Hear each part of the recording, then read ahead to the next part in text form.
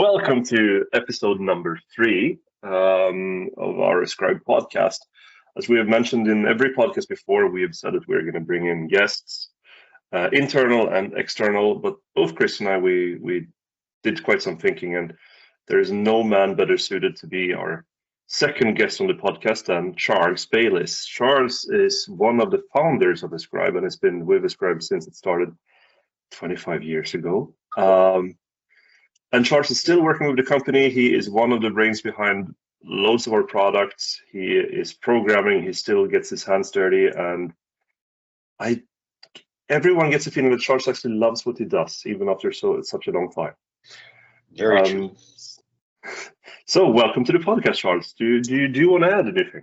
Thank you, Gustav. I just want to add it's a real pleasure to be here. Talking about Ascribe is like one of my favorite topics in the world. So just delighted to be able to be seen and heard. Well, that brings us up to a great subject today, how the evolution of just technology and what we've done in the coding world, we've changed an industry, but where we are today is fast forward to AI, right? It's all over the place, and we make AI and we use AI. So it's a sort of a great topic, bring us up to speed on how those floppy disks how that's changed. Yeah, things have changed a lot. Yeah, no, on that note, I mean, now when you go to all of the trade shows, 90% of all of the seminars is about AI. But when did Ascribe start experimenting with artificial intelligence in general? How long ago is that? Well, I don't know if I'd be so bold as to call our initial work artificial intelligence, but we've been working on natural language processing for, 15 years now. We started out with the first efforts we had with the technology from the Italian National Research Institute, ISTI, and we licensed a product from them that was used for verbatim response coding.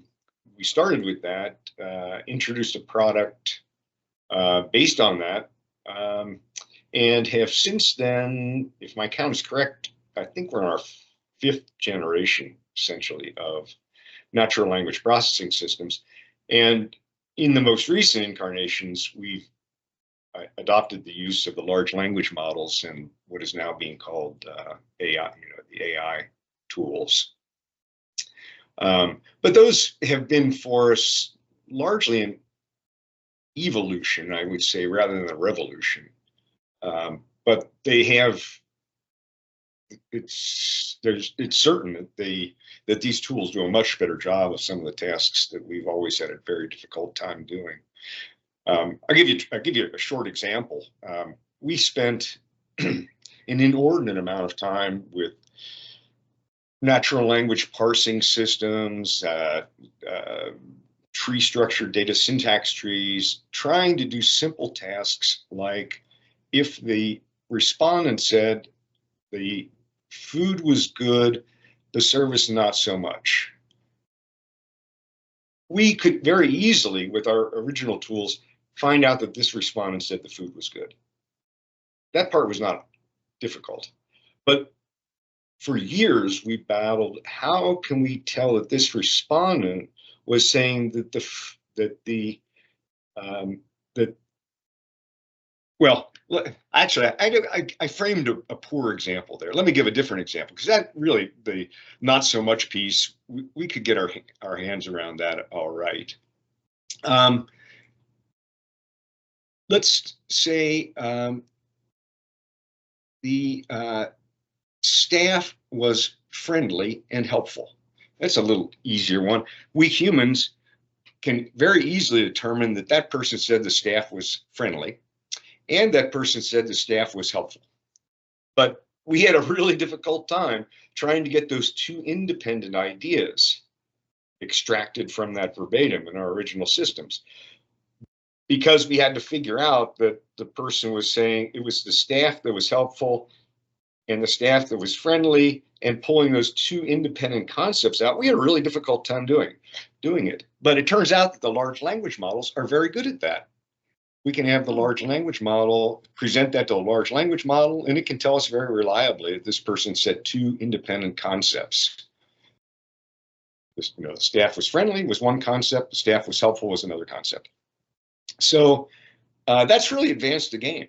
Our most recent edition of what we call CX Inspector really does a very nice job of that. And I think it's made its usefulness for market research, coding, and analysis much better than it was before.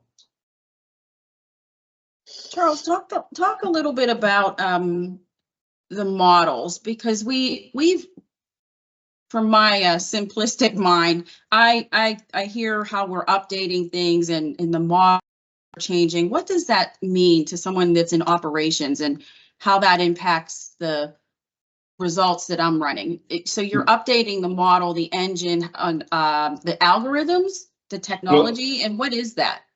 Okay, yeah, excellent questions, because it is complicated and hard to follow some of these things. It's important to know that we do not ourselves update any models anymore. The days of us owning some of these models, call them models, the model meaning essentially a database that has a lot of intelligence about the human languages. And the days that we have the resources to create these models are gone. The models that are being used now, these large language models, as they're called, take millions of dollars of computing power to generate. And our company doesn't have those resources. So we rely on third parties for that purpose. And there are several such. We use OpenAI, which is a company that's well known in that field. We use Microsoft, we use Amazon, and we use others as well. Some of the models from Google are used. And we actually use multiple of these in our CX Inspector product. So we use a large language model to do the work that I just discussed, the what we call segmentation, taking verbatim comments and breaking out their independent concepts from those. That's one task, and an important task. But other tasks are things like now it's time to code some of these things and say, now we've got all these concepts. We've extracted concepts from the verbatims, but now what do we do with them? Well, the next task is to say, how close is this concept to this other concept that somebody said? In other words, we want to try to get the friendly staff, the cordial staff, put together into one bucket, because there are many ways to say the same thing in natural languages. And part of the art of verbatim coding is to take the various ways 100 people said some specific concept and put them in one bucket, one code. And for that, we also use these language models, but we used a model tailored for that specific task. Again, we didn't create the model. These particular ones are open source and available, and we use those. So we have, if you peel back the onion of the CX Inspector product, there are actually several different these artificial intelligence language models that we use in that tool. Was that helpful at all, Chrissy? It seems like I rambled on there. No, you didn't at all. It is really helpful, because we're asked frequently, well, are you building custom intelligence? Are you partnered with, or what are you using? And then it leads to some other questions that I'll ask in a minute, but maybe give Gustav, I feel like it answered in my simple mind. How is this programmed? Well, let me throw in something there, Chrissy, because it is something that's quite important. You hear in the popular press talk about concerns about companies, these companies that I mentioned, using data from the consumer to train their models. And it's important to understand that we do none of that. And indeed, these large language models are not doing that type of thing in any kind of real time. They take very long time to train these models and so on. Now, that's not to say that information you give to some of these large corporations may not eventually end up in some of their large language models. But with our tool, for example, we don't use any customer data ever to train any of these models. So, that's not the way our product works. No, in our industry, we couldn't. We work absolutely. with almost all of the market research companies. They would not be our clients for so long exactly. if we used their data for trading. But I do find it interesting as well, because that's also, I think, one of the reasons why we've been so successful at what we do is we have a niche product. We process open ends, right? And sure, many of our clients would, in theory, have the budget to create their own tools and so on. But why waste all the time and money and human resources, basically, when you have someone that specializes in that?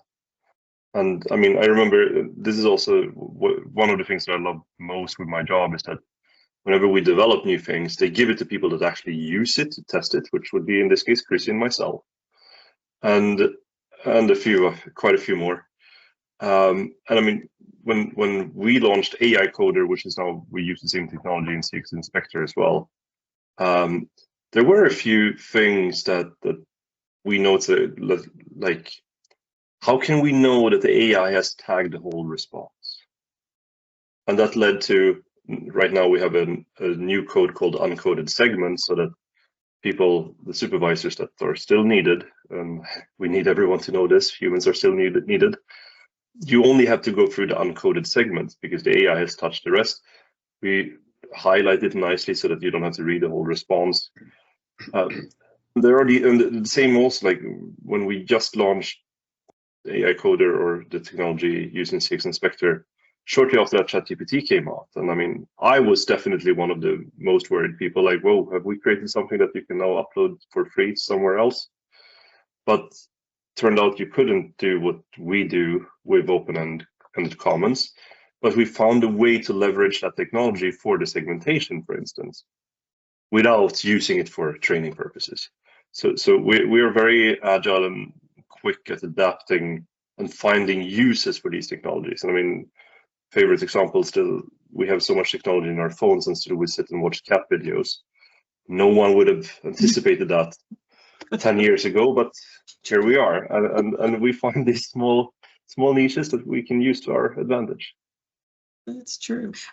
Gustav, I want to touch on something that both of you said.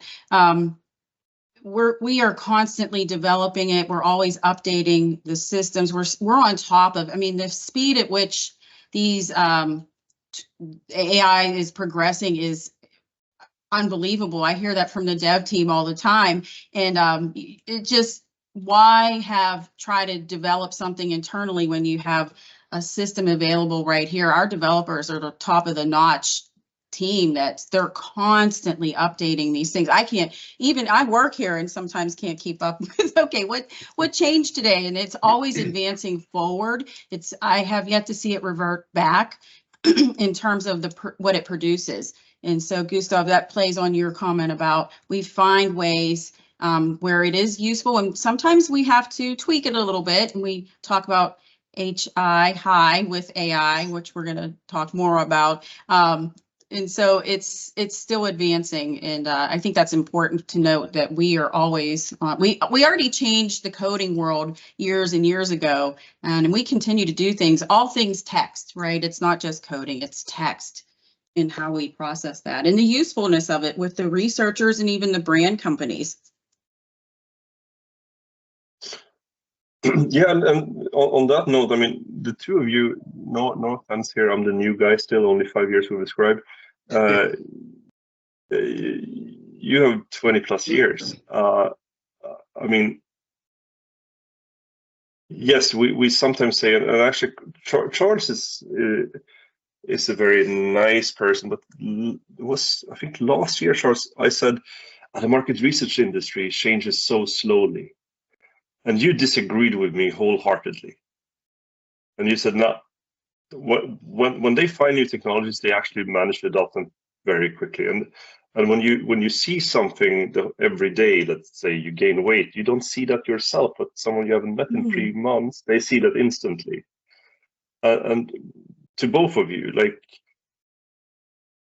is the world changing so much faster now, or has it always been like this?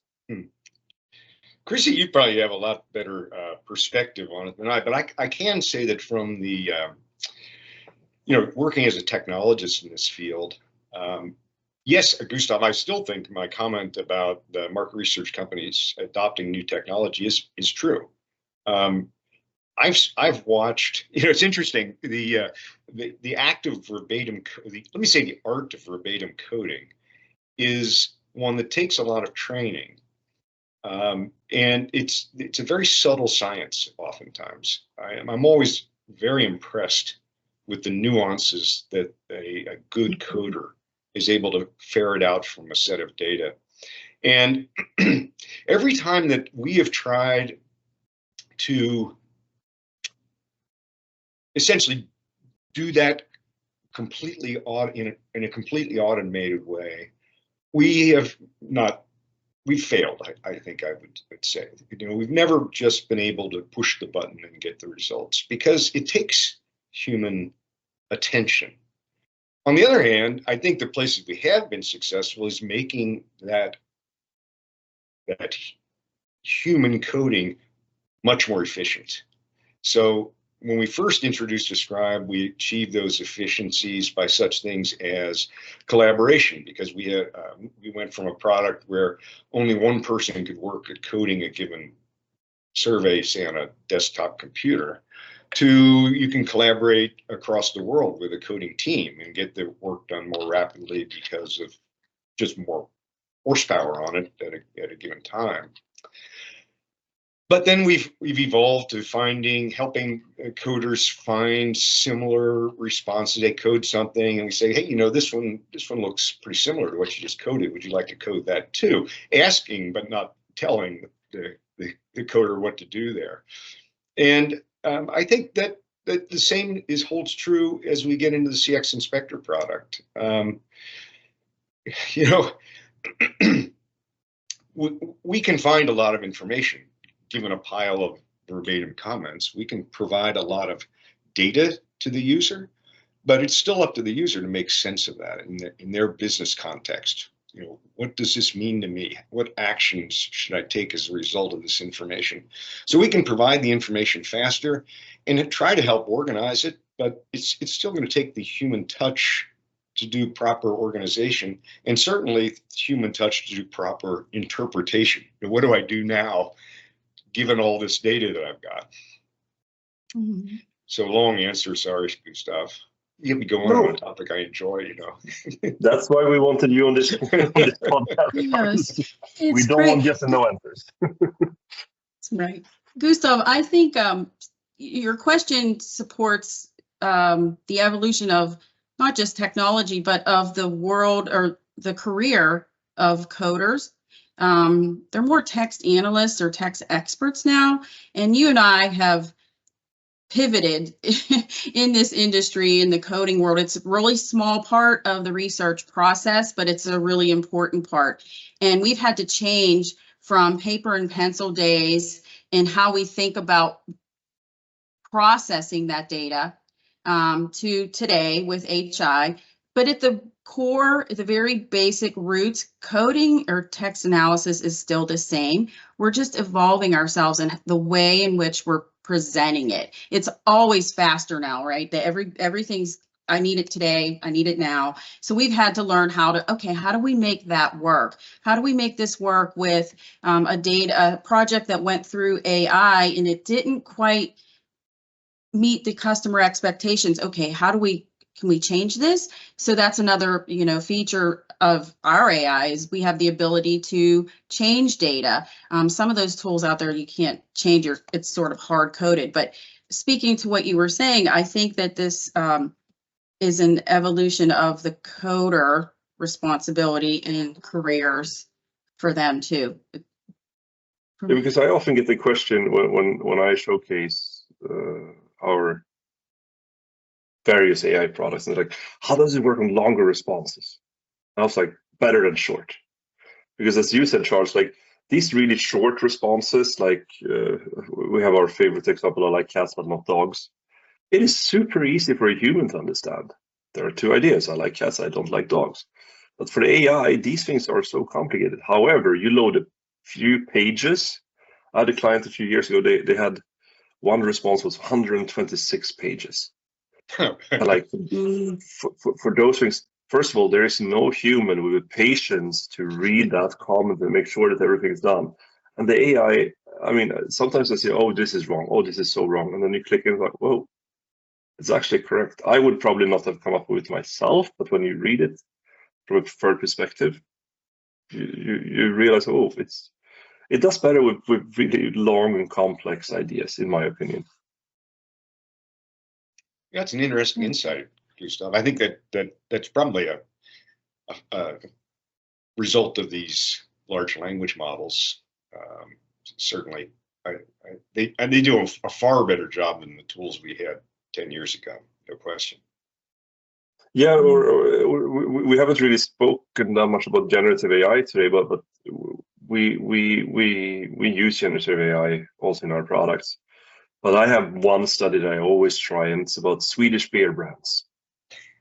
And it's a multi-mention, so they can mention as many beer brands as they want. And one of the biggest beer brands in Sweden is called Norrlands Gold.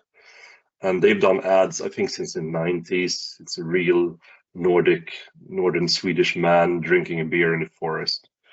And when I ran this through generative AI, instead of getting a code for Norrlands Gold, I got something masculine from the north of Sweden.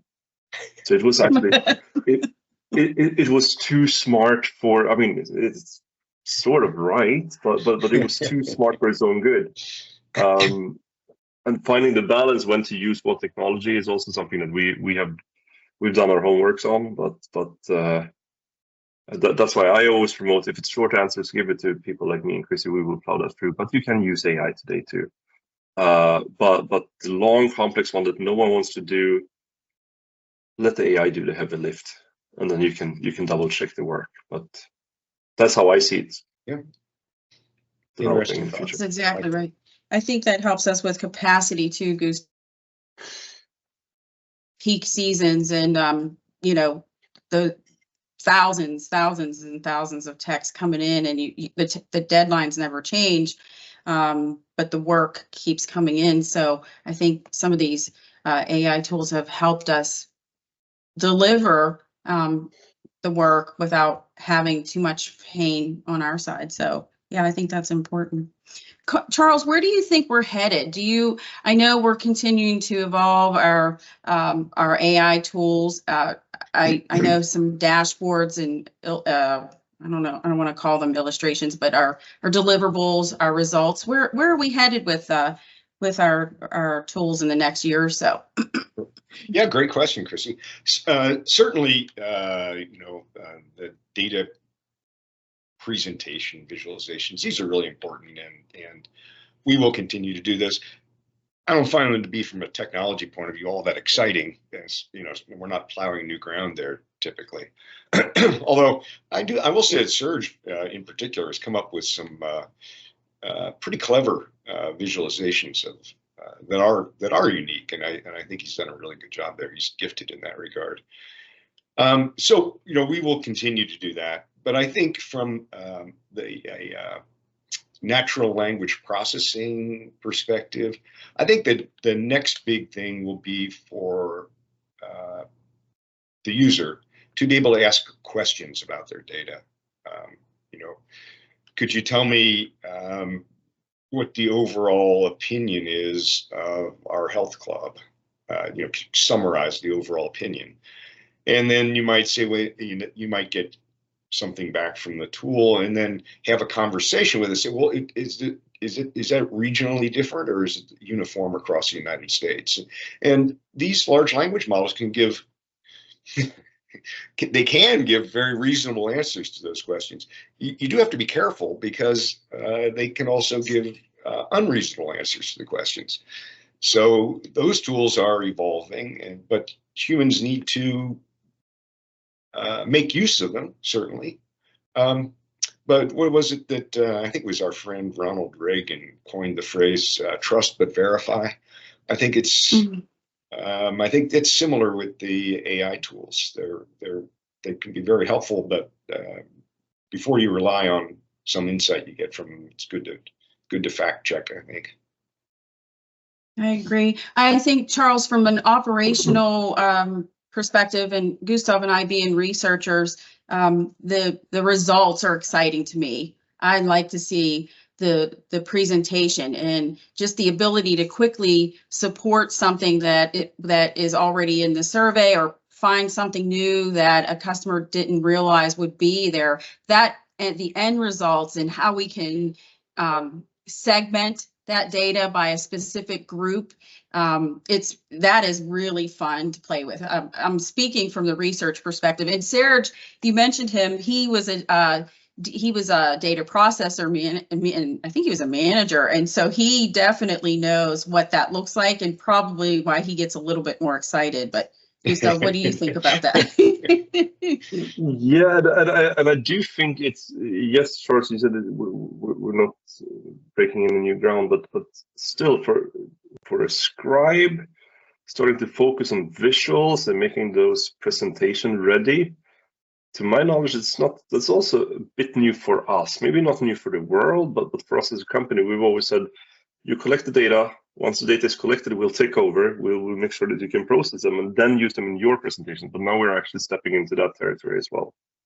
So there's no question about that, Gustav. And I think historically, we have had our Illustrator product for some time, intended for visualizing survey results, coded survey results.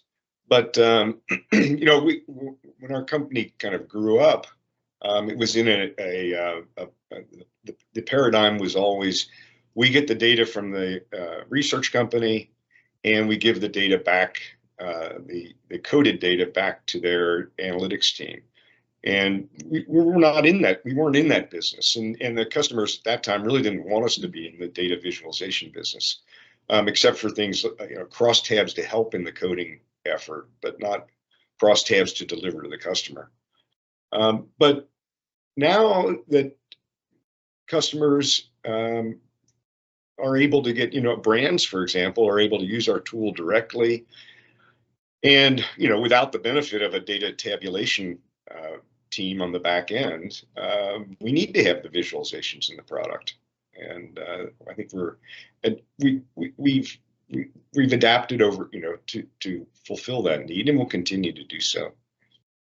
I shouldn't have said that I don't, the data visualizations, I'm not excited about them. I'm excited to deliver them to the customers. I'm just not excited about, the inherent, the technology required to put them together is not any, it's not particularly fun programming. So we were talking about where Ascribe is headed, and Gustav and I were talking a little bit about how people are evolving and industry will go. I think AI is to stay for not just March, but for the world. It's doing some really cool things in the medical industry, in helping people live better lives. So, people are afraid of change, but change is inevitable. And I think it's how we adapt to it and evolve ourselves, not worry so much, not stress so much, but embrace it. Gustav's big on that. He's a constant reminder, for me at least, to just, let's just think about how, calm down, and how we can evolve ourselves. So I think, I'm excited about where AI has taken the world. I have a thought in that regard, and I'd love to get your both of your expert opinions on this. We already talked about how, traditionally our customers have been market research companies. In turn, their customers may be brands, for example. Increasingly, through our CX Inspector product, we can go direct to that consumer of market research, to the brand, for example. And now that whoever's the researcher isn't purchasing their research from a market research firm. They're getting it themselves. However, in my mind, That does not mean that the science of market research that they used to purchase, for example, from a market research company, is still not really applicable. It's very applicable, but the consumer at this time may not have the deep training in market research that you can get from a market research company. And this is why I think it's so important to keep our product, let me say, grounded in traditional market research techniques, such as coding and the maintenance of a true code frame, rather than thinking of codes as kind of tags or buckets, thinking of them as a structure into which we're trying to cast this information so that we can get insight from it. And I think we would be doing our customers a real disservice to try to leave behind some of that, those techniques that have evolved over decades and have been proven to be very, very successful in understanding markets. And I'd love to get your thought on whether you think that's a valid point. So many. I mean, the first thing I want to mention is that even though we work directly with brands now, I don't really see it as we're competing. I mean, we Chris and I, we talk about that all the time. With our AI that we have brought to the market, we are competing with ourselves. So we basically created our own enemy a little bit for manual coding and so on. But there are a few things. There are quite a few reasons why many brands would. First of all, they have market research departments now, which many of them didn't have 15 years ago. Secondly, Chris and I, we can confirm this many times when we get really complex surveys or very branch specific, we need to train all of our people on all of their terminology and so on. It gets extremely expensive. And by the end of the day, they come back, oh, but actually this abbreviation means that and not that, even though our team has researched that. So there are more and more reasons now why some of them bring it in-house. But that's also, I mean, that's why we have over 2,000 experts. We have worked with all of the market research companies, and that should make everyone fairly comfortable using our products. They can get all the desired outputs that they got before, but now they have complete control themselves. And some governmental work, some pharma work can't be outsourced anymore. And data privacy is all over the place right now, and it's more important than ever. And people don't want to share their data. I mean, what we spend with legal resources on NDAs in a month, it's tough. I'm not sure if I answered the question, but those were my initial thoughts. Well, thank you. Gustav, I support that. I think that the word support is coming to mind.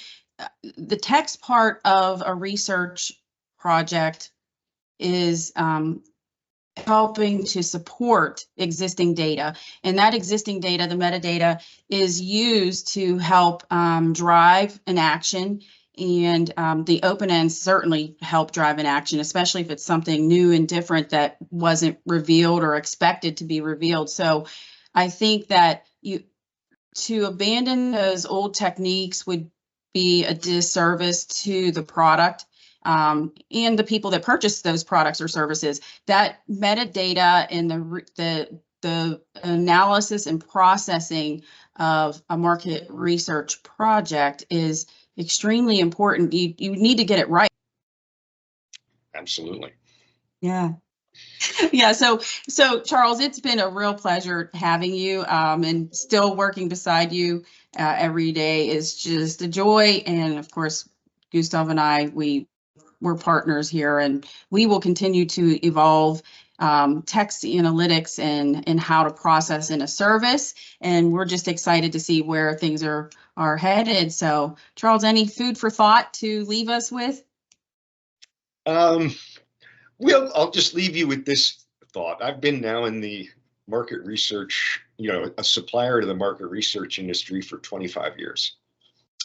And one thing I can say with assurance is that it's always moving forward. I've never seen any time in the 25 years where we're not helping advance the technology for our customers, and those customers are advancing the benefits to their clients. And I think it's absolutely going to stay like that. And 10 years from now, we're going to be in a whole different place than we are now. We just don't know exactly where it is, but it's exciting. That's so true. That is so true. All right, Gustav, any close? You want to close us out, and we'll call it a day here. We need to invent one of those catchphrases or something like that. No, but once again, Charles, thank you so much. It's been a pleasure, Gustav. Thank you. And as always, everyone that's watched, thank you very much. And if you have any questions, suggestions, or if you want to be on our podcast, let us know. And we look forward to episode number 4 to be announced. Bye all. All right, thank you. Bye-bye. Bye-bye.